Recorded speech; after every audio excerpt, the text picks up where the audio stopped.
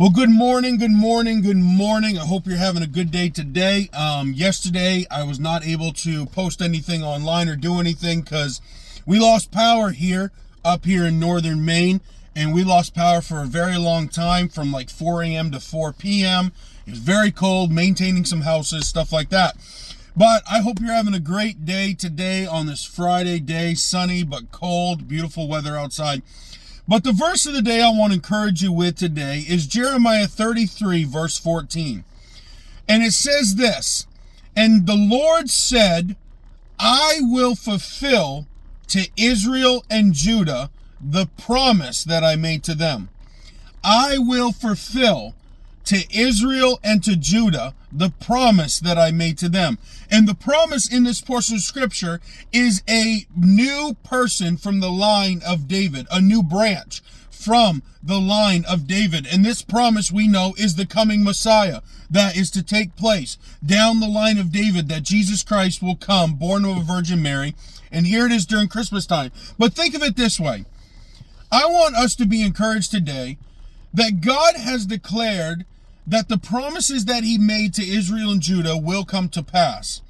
I want to declare over your life that the promises that God has spoken over you will come to pass. God never breaks his promise. There are many promises. You know that old-fashioned song, every promise in the book is mine.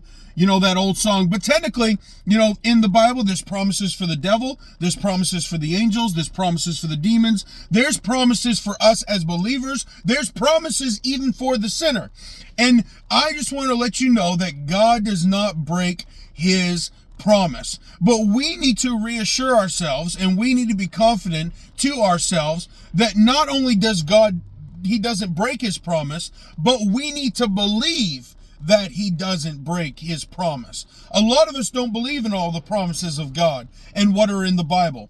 And I encourage you to Google and say and type it out, every promise in the Bible that is for a believer. And I want you to read all the promises that God has in store for we as believers. It doesn't matter if back then it was said in the Old Testament or the New Testament. The promises are for you. And that's why I feel led this Sunday, I'm going to talk about the promise through the seed.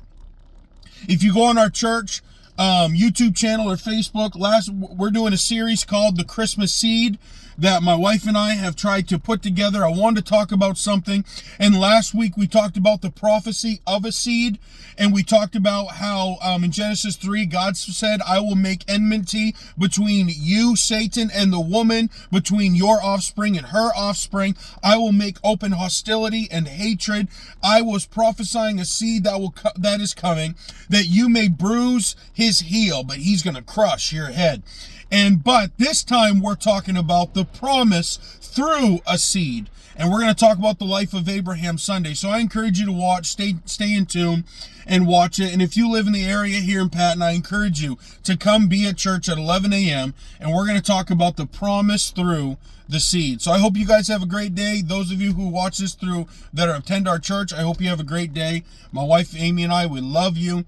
And this church loves you. And we hope you guys have a wonderful weekend. God bless.